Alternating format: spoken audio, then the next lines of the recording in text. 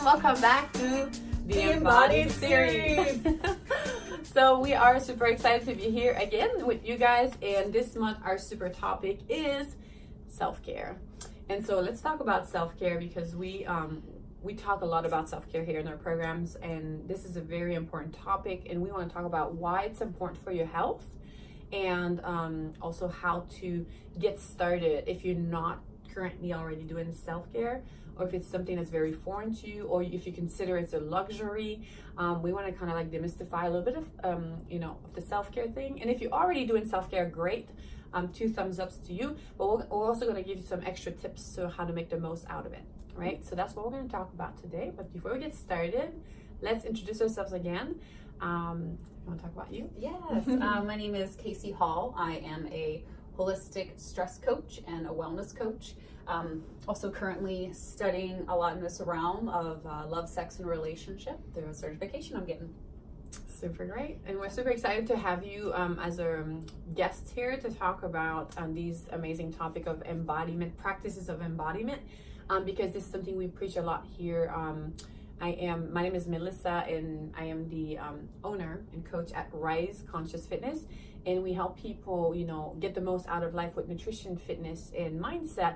But we also talk a whole lot about complementary practices that help you find balance in your life, because it's all about reducing stress, and so you can become healthier and get the most out of it, right? So self-care is a big topic. Yes. And I think for a lot of people, it's either they don't know how to get started, they don't know how to do it, it's overwhelming, or they feel guilty about it, or they're already doing it, but not regularly. And I think one of the things that we see a lot with self-care is that people tend to go to self-care when it's already, I don't want to say too late, but when they're already overwhelmed, busy, or tired, right? It's like, well, I've been working so much for the last 2-3 months, now I'm gonna go get a massage, when you're already exhausted. And really while this is great, that you can actually stop and do something, we want to talk about self-care in a way of prevention. We want to talk about how can you incorporate self-care in your regular, as a way of, how do you say, and your routine, and your regular routine, right? So, yes, yeah. I like that. Yeah, and I think that it's worth pointing out too to use the words prevention and self-care together, because that's not normally how self-care was modeled to us. A lot of us didn't grow up having that value of self-care instilled into us, and even us in the wellness industry. I've been for almost a decade, both of us, and it's still a newer concept. And so if you're somebody and you're finding that you're struggling with self-care, that's completely normal, because it's not modeled, and it's also not used as a preventative. But today we're going to talk a little bit about how using it in that manner and practicing regularly checking in with yourself is so wonderful, because it teaches you how to become in tune in body, check in with your body and say, what are you needing right now? And listening. Right. So often, I know in the field that I'm in, I will find people who will come to me and say, I suddenly developed this particular disease. I suddenly developed this health concern. And so often my heart goes out to them, because it's not really that they suddenly developed these, because it's not the nature of the progression of the disease or the health concern. It's that they didn't have the body awareness at the very beginning when this thing started, and had they had that awareness, they might have been able to check in at the earlier stages. And I think we can all relate to this, even like being sick. Absolutely. We feel that sickness coming on, we all, I'm fine, and then you keep pushing. Yeah. So, and that's what we talk about here when it comes to nutrition and fitness, and just the way we work with clients, right? The foundation of this is because stress is the root cause of what causes any kind of dysfunctions and disease and problems, and of course it's the cumulative over time that creates first symptoms, and these are the first signs that your body is talking to you, right? You have a headache or you're tired, but we don't take time out to stop and see how we're feeling. Then we just keep going. And then it turns into a chronic issues, and then eventually turns into a disease. So nobody just, right out of sudden becomes sick. our bodies has been talking to us all along and we weren't listening. And that's kind of what we teach here and we preach, even when it comes to fitness. How are you feeling today? Do you need to be working out or working in? You know, do you need to be going easy in your workout, or can you go all in because you have great energy? And nutrition, the same thing. Do you need to eat? Did you, or do you need to, what do you need to do, right? When it comes to nutrition, or sleep. So why it's important for your health? Well, self-care is a way of, one, being in your body, right? And then always, it's kind of like your thermostat, being always able to regulate and see what your body needs right now so you can meet the demands, right? Because the issue that we have with stress and health issues normally is there's an imbalance, right? People aren't meeting the needs of the body, right? They just keep pushing through. And don't get me wrong, sometimes we do want you guys to, we want people to push themselves a little bit in the gym, right? So you got to push that threshold, you gotta get out of your comfort zone in order to grow and get better and stronger. But there's limits, right? Because a lot of the things we see nowadays is people are so used to push themselves, right? They're pushing, and they're overwhelmed, busy, tired, exhausted. And that's what we see most of the time. And that's really the reality. And I'm sure you guys can relate to this. So before you get there, and if you're already there, we're going to teach you how to take a step back and start reincorporating some very easy practice of self-care so you can either get out of the overwhelmed, busy, tired, exhausted, place, and or slowly build up, and at the same time slowly build up self-care as a way to prevent stress and issues, and so build up your health, right? So it's really important because it keeps your stress level down, right? So that's the whole goal. We want to make sure you guys are not overly stressed out constantly. So let's talk about the steps that we recommend. Well, how to get started, right? How do you get started? Yep. How do you get started? Body check. Just remember the word body check. Step one. Yes, hence our Embodied series. Step one is a body check. I find it tends to be helpful if I physically put my hand somewhere in my body and take a couple deep breaths. You take a deep breath in, you take a deep breath out. Deep breathing is shown to take your attention away from our busy minds, more into the body. So take a couple deep breaths and just ask yourself, how can I support myself in this moment? How can I support myself in this moment? And listen to see what comes up. Sometimes it's a thought. I mean, we know each other, we know ourselves better than we give ourselves credit for. Yeah. And so just kind of listening to what comes up for that, and then offering your body. Such a simple practice, right? But we kind of fail to do that. We don't really stop sometimes. So we see this a whole lot. So if you can just start with doing body checks. Do you want to give examples on when we can actually do this? Yes. Yeah. So a lot of times when I talk to people, they're like, yeah, self-care, that's great. It sounds wonderful, but I don't have time. So my answer to that is don't create more time. Just use the time that you already have in your day more efficiently. And what I mean by that is specifically transitions. So when you're going in between events, when you're going from home to work, or you're from home to drop the kids off, or anytime that one activity ends and another one begins, that's a transition. And that is a really, really good time to start to kind of do these check-ins. It take a couple seconds, a couple minutes, if that. They're already built into your day, and the beauty is that once you start to really, because the brain likes repetition and the brain likes consistency. If you're like, transition, then you can insert the body check. Yeah, you want to pair it with something you're already doing, which we all transition, which is very helpful, and it becomes a habit, right? You just need to do it over and over and over, and you guys know this, right? That's how you learn anything. You just got to use repetition.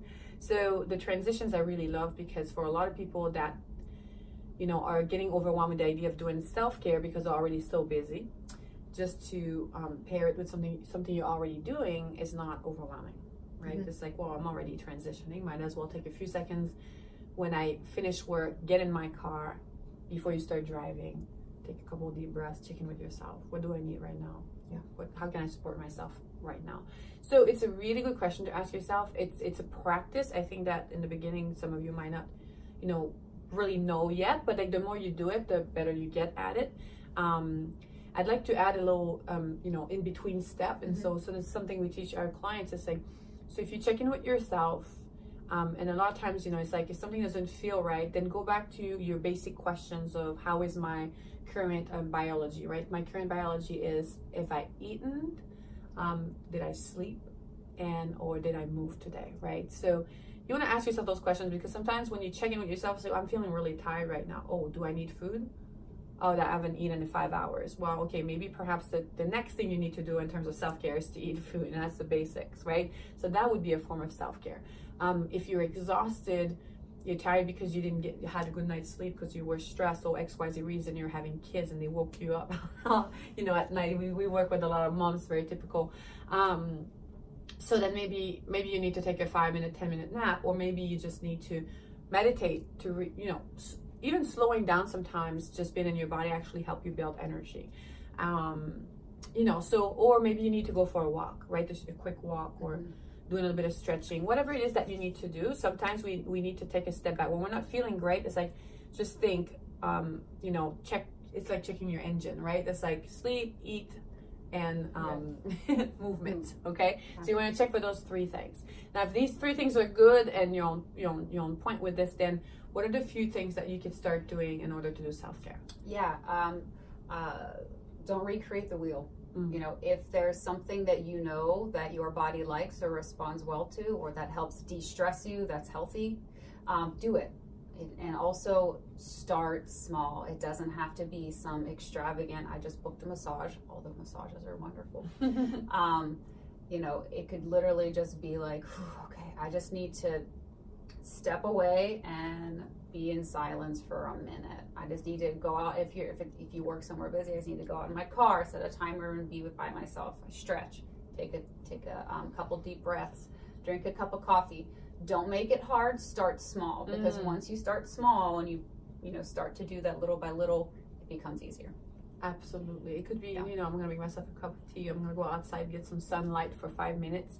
There's so many little things that you can do that you're already probably doing, and it feels good to you. So start with those familiar things that are small and easy. And that will make it so much easier, right? This is the next step. The first step is like do the body check often until you start being more in your body and aware of what your needs are and how you're feeling.